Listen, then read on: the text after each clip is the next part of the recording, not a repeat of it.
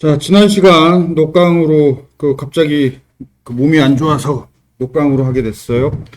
병원을 잠깐 다녀오느라고 그래서 미안하고. 자, 녹강으로 여기 13번 강의 노트까지 저장 기능까지 했었죠. 실행을 해보면 먼저 제이손 서버를 먼저 실행을 해야 되고, 그 다음에 프론트엔드를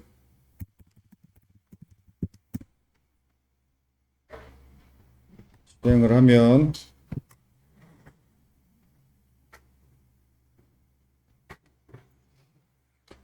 자, 이제 수정해서 저장하는 것까지 지난 시간에 했었죠. 뭐 잘 되는지 이렇게 이름을 수정하고 뭐 학과도 수정하고 저장하면 자, 이렇게 저장이 되죠.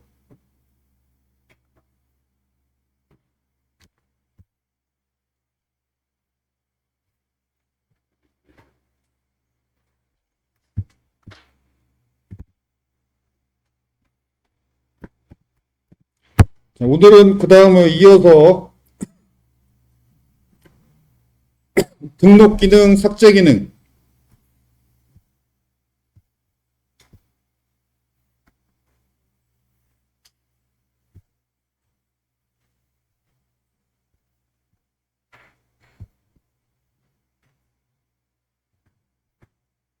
자, 먼저 개선할 기능, 외래키, 디파트먼트 아이디 외래키. 스턴트 db.json 파일에 학생과 학과, 스턴트 디파트먼트 데이터는 위 그림과 같은 구조예요. 그래서 스턴트 객체의 디파트먼트 아이디 속성이 바로 그 학생의 소속 학과를 가리키는 외래키예요.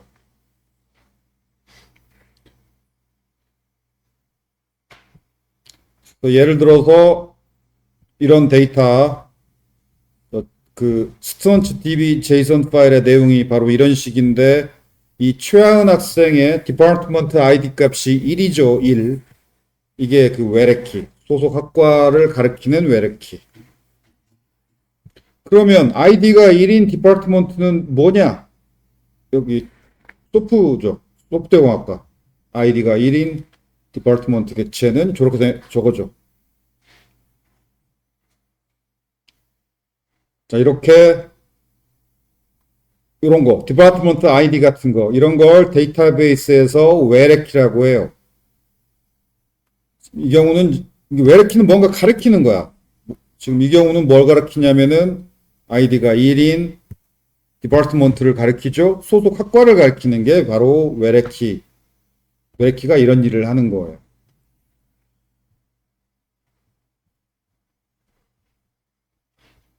DB에서는 그러면 소속 학과명을 DB에서 조회하려면 DB, SQL로 조인해야죠. 아마 데이터베이스 시간 SQL 배울 때 조인을 배웠을 거예요. 그런데 다행스럽게 우리 제이손 서버가 외래키 이 조인을 자동으로 해줘요. 그래서 그냥 URL 이렇게 그냥 수선츠 이런 URL로 백엔드를 조회하면 디파트먼트 아이디만 저렇게 보여주지.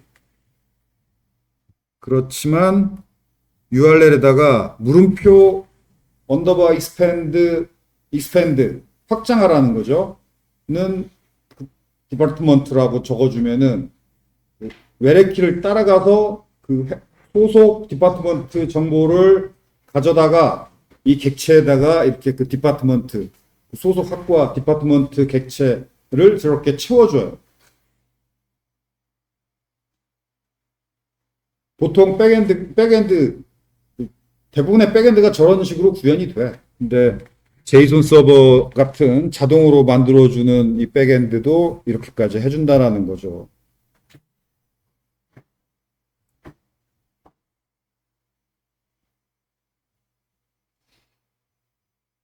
그래서 studentdb.json 파일의 구조, department 테이블이 있고 거기에 이렇게 학과 객체 배열이 있고 또 student 테이블이 있고 여기 학생 객체 배열이 있고 이런 구조예요. 지금 데이터가 많이 들어있지.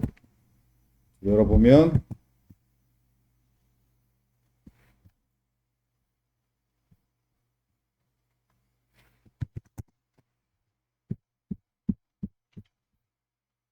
디파트먼트에 여기에 이렇게 학과 목록, 그다음에 조금 내려가 보면 스튜던츠 아래에 소속 학생 목록이 이렇게 들어있죠.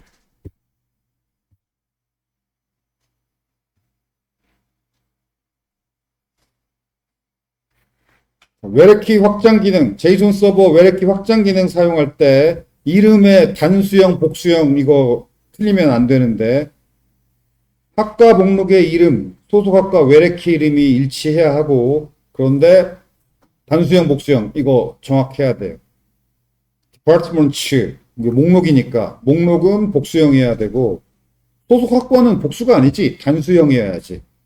디파트먼트 아이디 이 단수형이어야 하고 그다음에 여기 expand 할 때도 여기가 단수형이어야 해요. 여기는 목록이니까 복수형이고 student 여기는 목록이 아니고 소속 학과가 하나니까 단수형이어야 하고 단수형, 복수형이 틀리면 기능이 작동을 안 해요.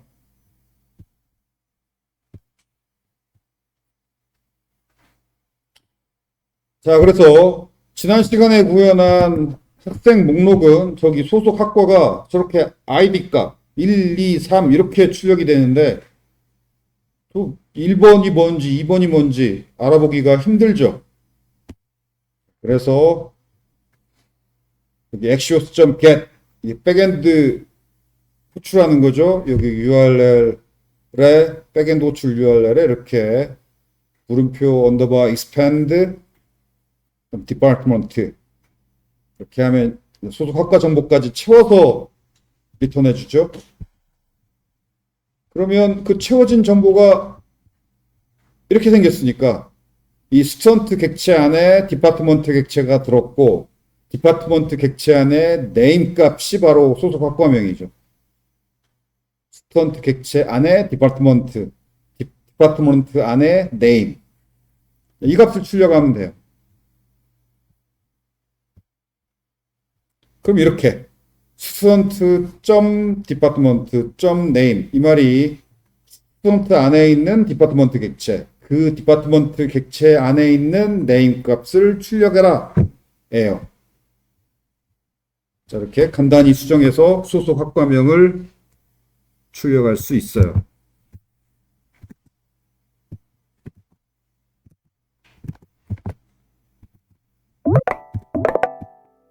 자, 이렇게 소속 학과명이 출력이 되죠.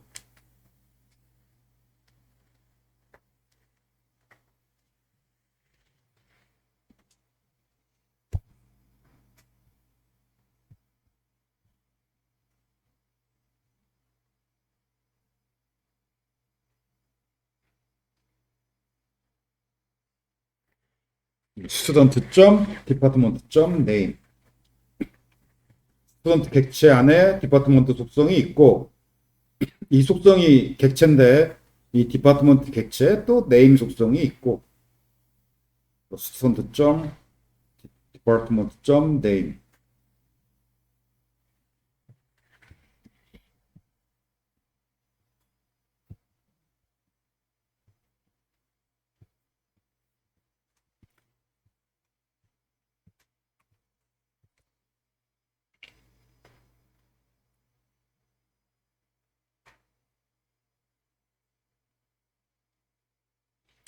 그 다음 학생 등록 기능 구현.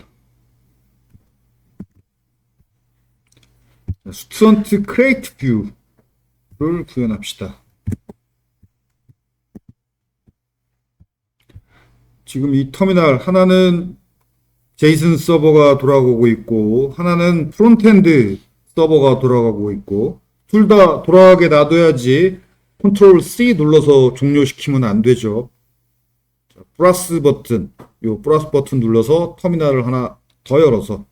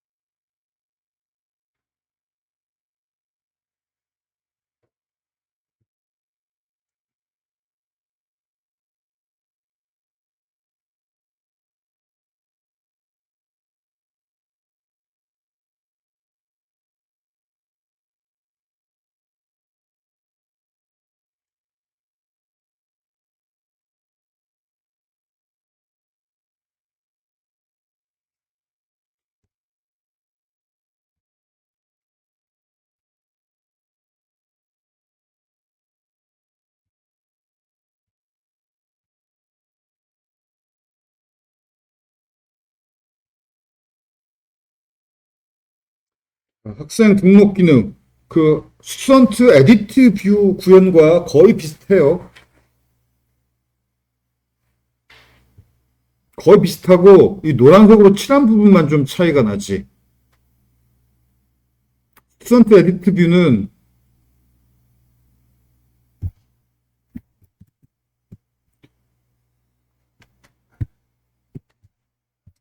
저장할 때 이게 그 엑시오스.풋이죠. 엑시오스.풋. 이게 백엔드의 그 업데이트. 이 기존에 있는 데이터를 수정해서 저장하는 할 때 엑시오스.풋 해야죠. 그리고 이 아이디. 자, 수정할 그 학생의 아이디. 이렇게 엑시오스.풋 수선츠 아이디. 수정이니까. 그 다음에 수정이니까 처음에 그 수정할 데이터가 백엔드, 수정할 데이터를 백엔드에서 저렇게 axios.get 조회해서 이 스튜던트 반응형 상태에 이렇게 채워야죠. 수정할 데이터가 채워져 있어야지. 그런데 등록하면은 채울 필요 없어요. 비어있는 화면이면 돼. 등록하면은 처음에 이렇게 비어 있으면 되죠. 그러니까 조회하는 거 필요 없고, 그 다음에 저장할 때 axios.push이 아니고 axios.post 등록은 axios.post예요.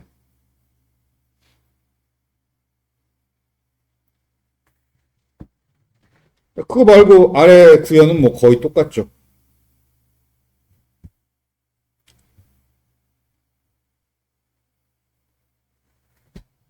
자, 등록해 봅시다.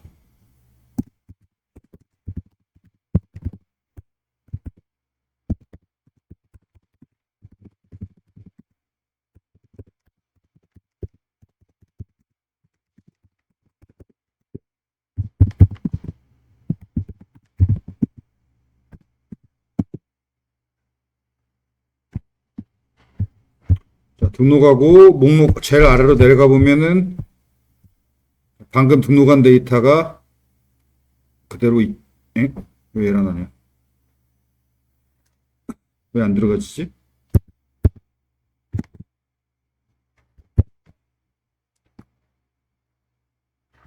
아, 들어가졌구나.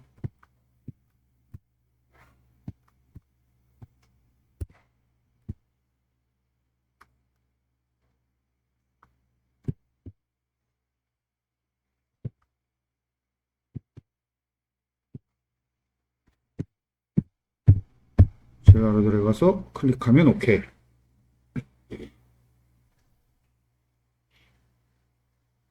잘 등록된 것을 확인할 수 있죠.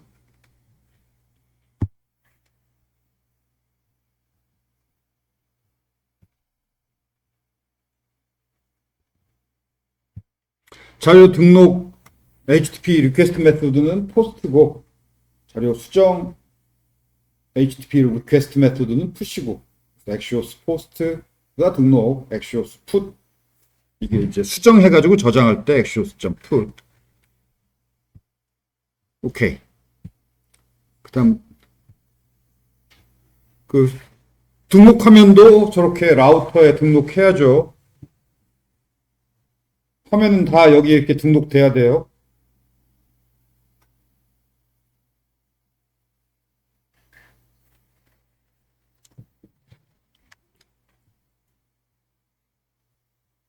그 다음에 화면 여기 링크, 여기 화면 위에 학생 목록 링크, 학생 등록 링크,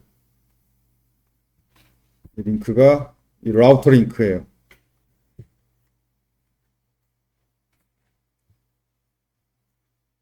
그리고 이 라우터 링크가 사실은 A 태그를 출력하는데, 그 여기서 출력하는 A 태그에 대한 서식, 텍스트 데코레이션 done 이러면 원래 A 태그는 기본으로 밑줄이 그어지는데 밑줄 긋지 말아라. 그 다음에 컬러가 080이면은 이건 녹색이죠. 약간 어두운 녹색. 그 다음에 패딩, 내부 여백, margin right EEM. 그러면 오른쪽 여백이 있으니까 얘네들이 이렇게 좀 벌어지죠. 오른쪽 여백 때문에. 그 다음에 A.router link active. 이걸 액티브 링크라고 부르는데 지금 현재 그 URL에 해당하는 링크를 말해요. 학생 목록 링크, 학생 등록 링크. 현재 화면에 해당하는 링크에 밑줄이 그어지죠. 저 밑줄이 그어지는 서식을 구현한 거예요. 이거예요. A.router link active. 간단히 그냥 액티브 링크라고 부르는데 현재 URL하고 현재 화면 URL하고 일치하는 링크에 border bottom 밑줄을 그어라라는 거죠. 밑줄이라기보다는 아래 경계선을 긋는 거죠.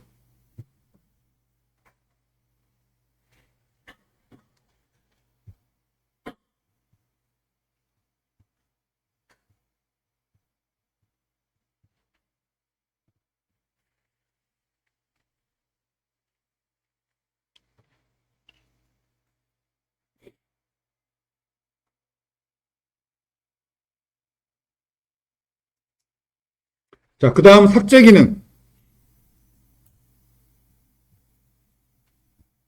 delete student 함수. 먼저 삭제하시겠습니까? 라고 묻고 여기서 취소 버튼 누르면은 if문이 false가 돼서 아무 일도 안 일어나요. 그런데 삭제하시겠습니까? 해서 확인 버튼 누르면은 if문이 true가 돼서 axios.delete 백엔드에 이제 삭제 요청 하고 삭제 요청에 응답이 오면 그 다음에 go list 이거 목록 화면으로 넘어가는 거죠. 그리고 이거 그냥 여기에 삭제 버튼만 하나 있으면 되지. 삭제 버튼 누르면 이렇게 delete student 함수 호출해서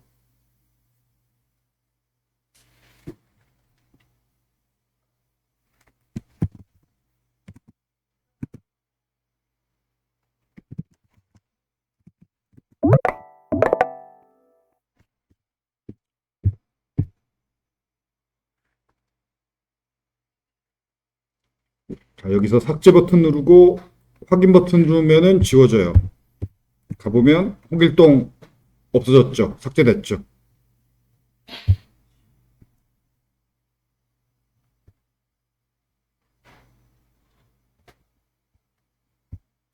자, 여기까지 여러분도 실행해보고 또 소스코드 강의 노트 읽어보고 이렇게 잠깐 실습을 합시다. 자, 다음 백엔드 코드 분리. 이 초보 때 신경 쓸 필요는 없는데, 이제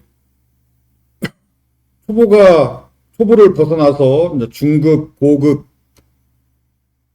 초보 때 가장 큰 고민은 이거죠. 그,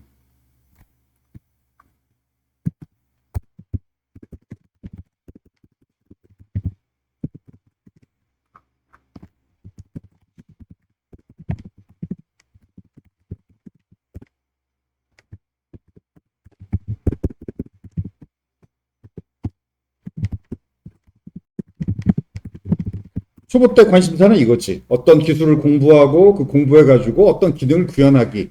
공부하고 구현하고 공부하고 구현하고 요 단계가 초급이죠. 그다음에 중급의 가장 큰 고민은 디버깅이에요. 공부해서 기능 구현 이제 할 만해. 그리고 공부도 많이 했어. 그런데 이제 미묘한 버그 해결이 힘들어지는 가장 큰 고민이 버그 해결.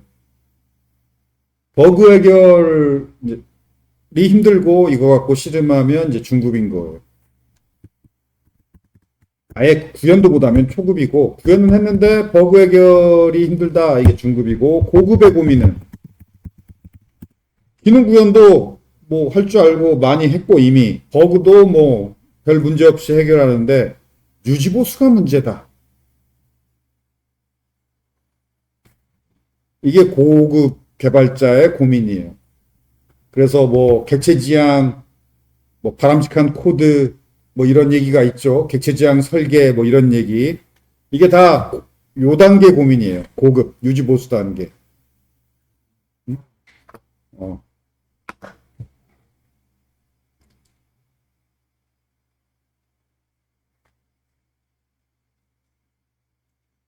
초급은 이제 지금 여러분이 대부분 그렇죠. 뭐 어떤 기술 공부해서 어떤 기능 구현하기 이게 초급.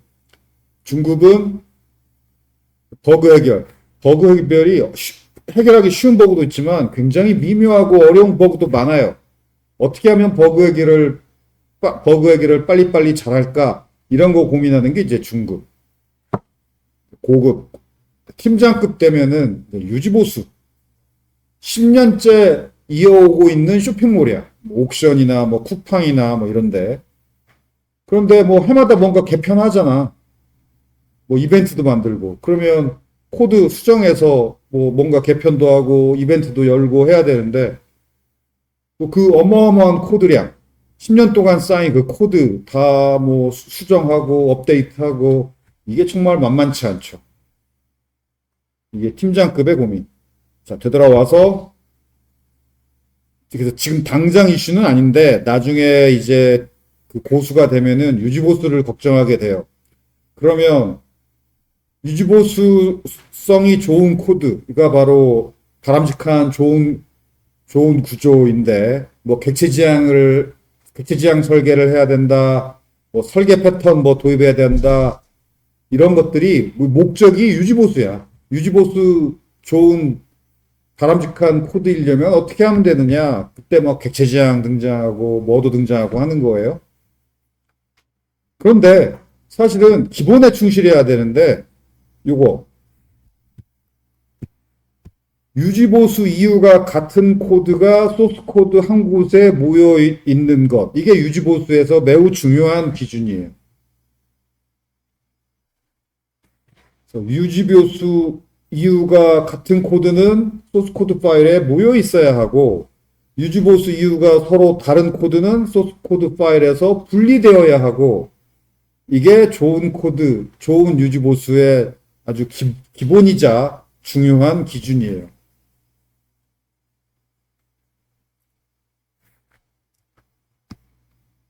그래서 이 참고 이건 읽어보세요. 뭐 bad smell이라고 좋은 코드, 나쁜 코드, bad smell 이게 나쁜 코드에 냄새가 난다라는 의미예요. 뭔가 의심스러운 냄새가 나는 걸 이게 bad smell. 그래서 요 사이트 들어가 보면 이런 형태의 코드는 나쁘다라고 얘기하고 있는 것이 있어요. 그래서 divergent change라는 bad smell. divergent change가 일어나는 코드는 나쁘다. 이게 뭐냐면 divergent change.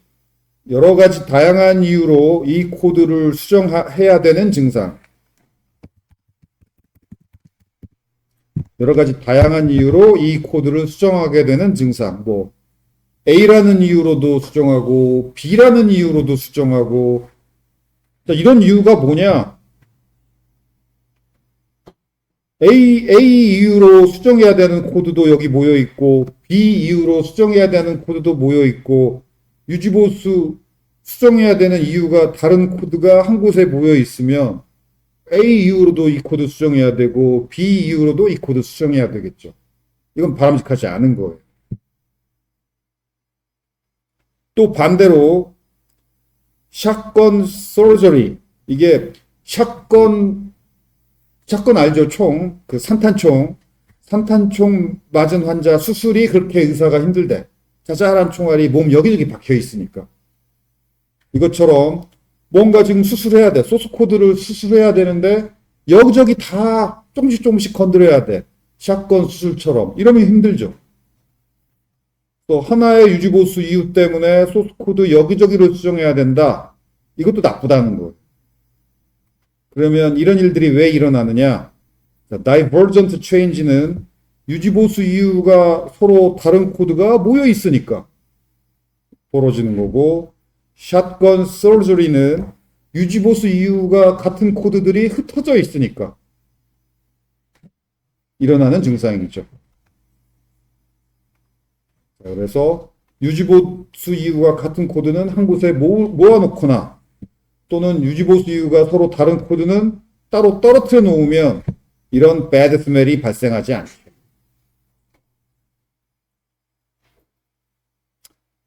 객체지향도 이렇게 하자는 얘기야. 이렇게 하려면 뭐 객체지향도 뭐 멤버 변수하고 메소드하고 모아놓잖아.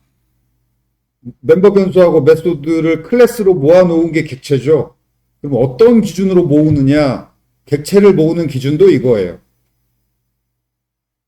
유지보수 이유가 같은 멤버 변수, 유지보수 이유가 같은 메소드를 하나의 클래스로 모아놓는 거야.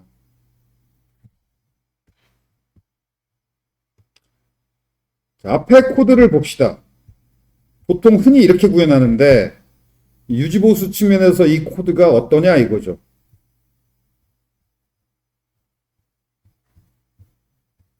그러면 이게 웹사이트라고 해봐요. 이런 쇼핑몰 같은 웹사이트라고 해봅시다. 흔히 변경하는 어떤 수정을 하게 될까? 내가 이 쇼핑몰 운영하는 팀장이야. 뭔가 이번 달에 뭔가 어떤 코딩 작업을, 수정 작업을 해야 돼. 어떤 걸 상상해 볼 수가 있지? 가장 흔한 게 뭘까? 디자인 개편. 그게 제일 흔해요. 웹사이트에서는. 그리고 또 이런 것, 드물지만 이런 것도 생각해 볼 수 있지. 뭐냐면, 서버를, 서버가, 데이터베이스 서버, 백엔드 서버가 하나였는데, 고객이 장사가 잘 돼서 쇼핑몰이 대박이 났어. 고객이 엄청 늘었어. 그래서 백엔드 서버 이제 한 대로는 안 돼. 백엔드 서버 여러 대를 묶어서 로드를 분산해야 돼. 이런 것도 생각해 볼 수 있죠. 자, 이거 하나하나가 이유야. 자, 그러면 앞에서 구현한 이 코드를 봅시다. 디자인 개편할 때 어떻게 수정해야지? 디자인 개편할 때 잘 보면 여기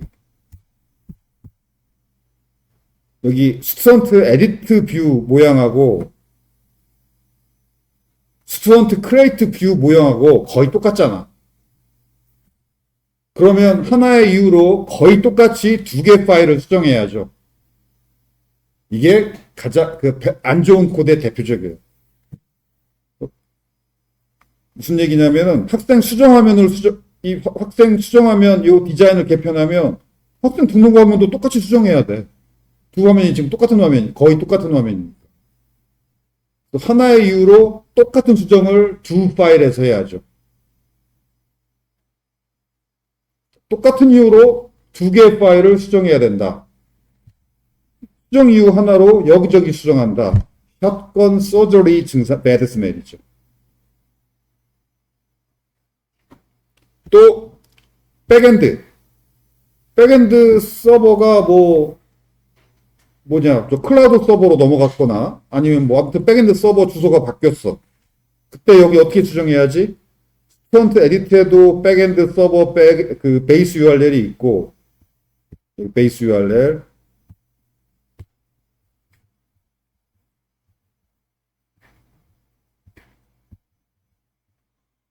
스튜던트 크레이트 뷰 점 여기 요 파일에도 베이스 URL이 있어.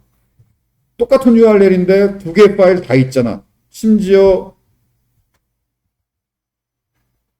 스튜던트 리스트 여기에도 있어. 지금 스튜던트 리스트, 스튜던트 크레이트, 스튜던트 에디트 여기에 베이스 URL이 똑같이 세 개 다 들었어.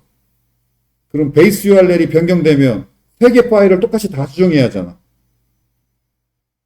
베이스 URL이 변경됐다는 아주 단순한 하나의 유지보수 이유인데 세 개의 파일을 다 똑같이 수정해야 돼. 이게 배드 스멜, 샷건 서저리예요. 샷건 서저리 배드 스멜.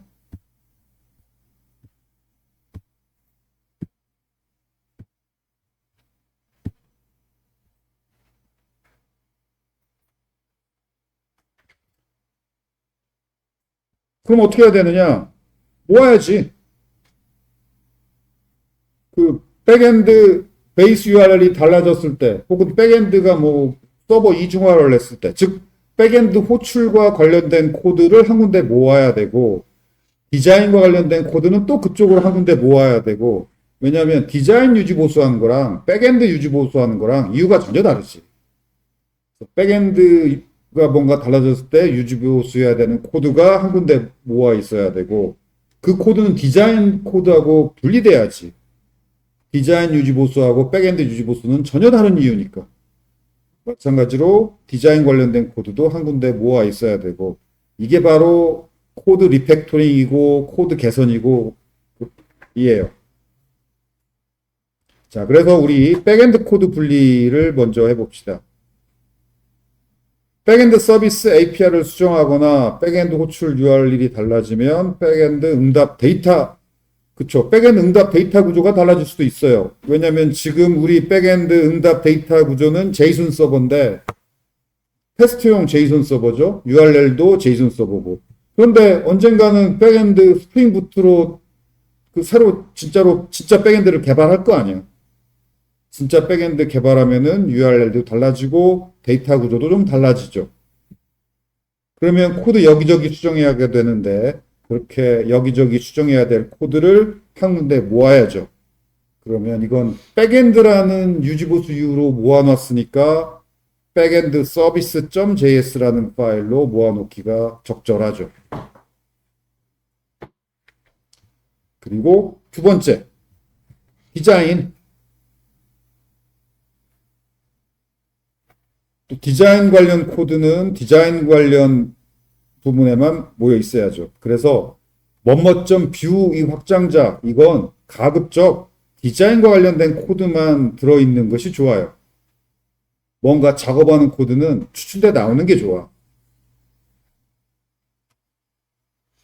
자, 그래서 before 학생 목록 조회, 이 코드가 지금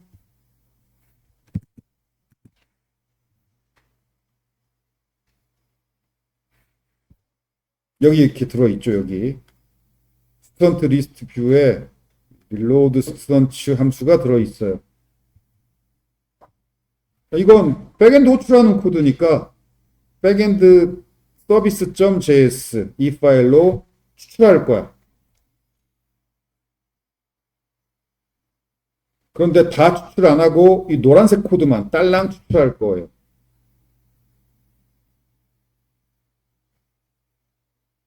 왜 노란색 코드만 딸랑 추출하느냐? 이건 좀 안목이 필요한데 이 부분은 그냥 넘어갑시다. 이런 정도 안목은 좀 설명하기 힘들어요.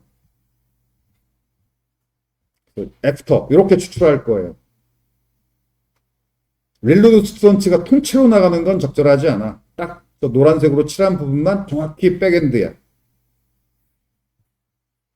이렇게 애프터.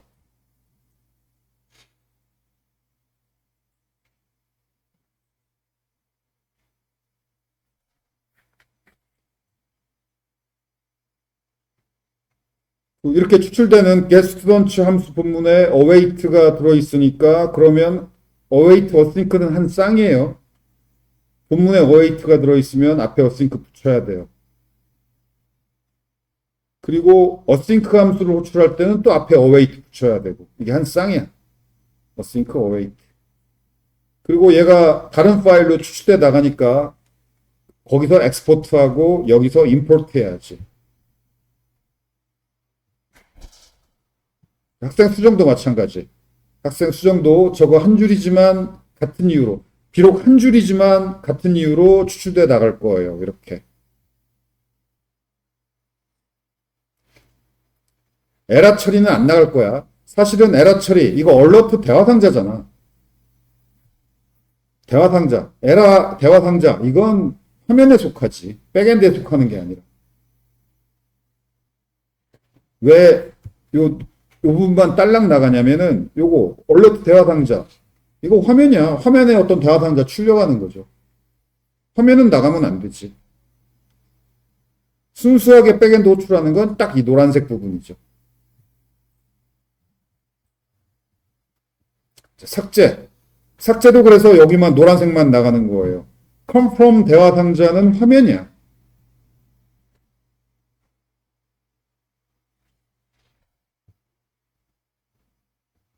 이렇게 after 이렇게 나갈 거예요. 자, 이 before after 코드를 비교해서 좀 살펴보세요. 한 5분 정도 before after 코드 살펴보기 바래요.